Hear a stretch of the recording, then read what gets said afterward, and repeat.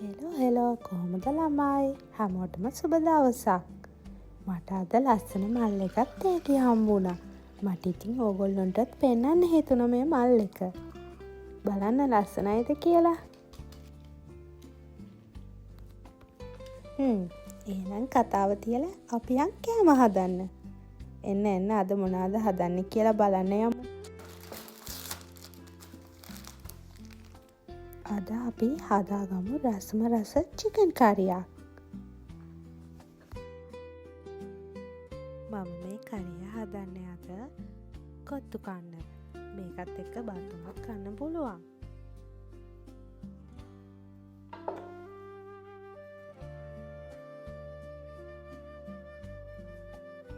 අපි දැන් මේක හොඳින් සුද්ධ කරගෙන සෝදාගමු.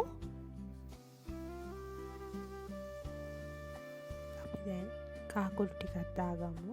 අඹරාගත්ත සුදුලුණු ඉඟුරු ඉන්සල් කරාමු නැටි පේස්ට් එක දාගන්නවා. අවශ්‍ය ප්‍රමාණයට ලුණු කුඩු ටිකක් එකතු කරගන්නවා. ඔයාලා ළඟ තියෙනවා නම් විතරක් සොයා සෝස් ටිකක් දාගන්න. දැන් අපි මේක හොඳින් අනාගමු.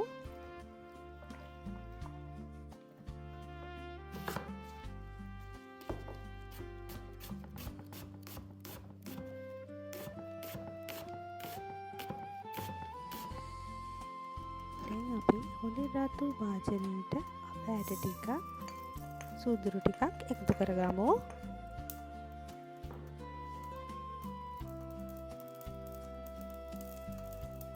දැන් තුනපා ටික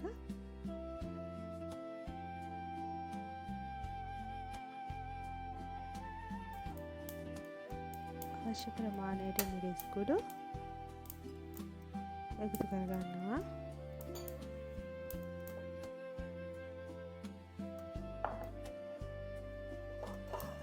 දැන් මේ ටික හොඳින් පාට වනතුරු බැද ගන්නවා.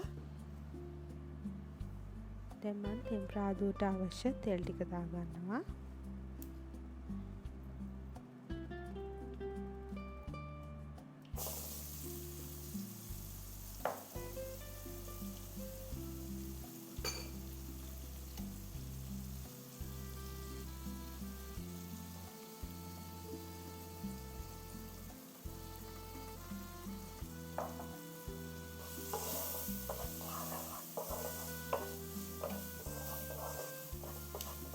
දැන් ළමයි අපේ තෙම්පරාදුව ලස්සන පාටක් ඇවිත් තියෙන්නේ.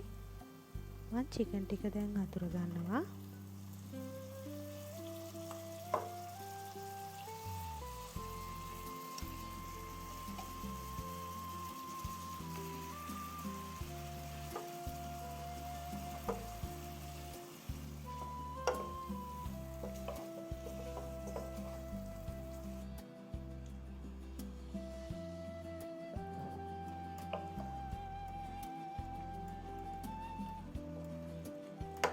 චිකන් එක තැම්බෙන්න දැන් ටික වෙලාවක් අපි වහලා තියමු.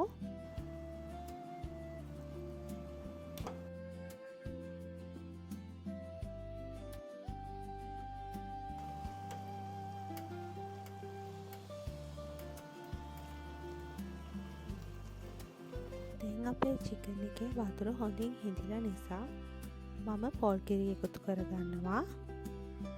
හරියටම මේ විනාඩි 10කට විතර පස්සේ.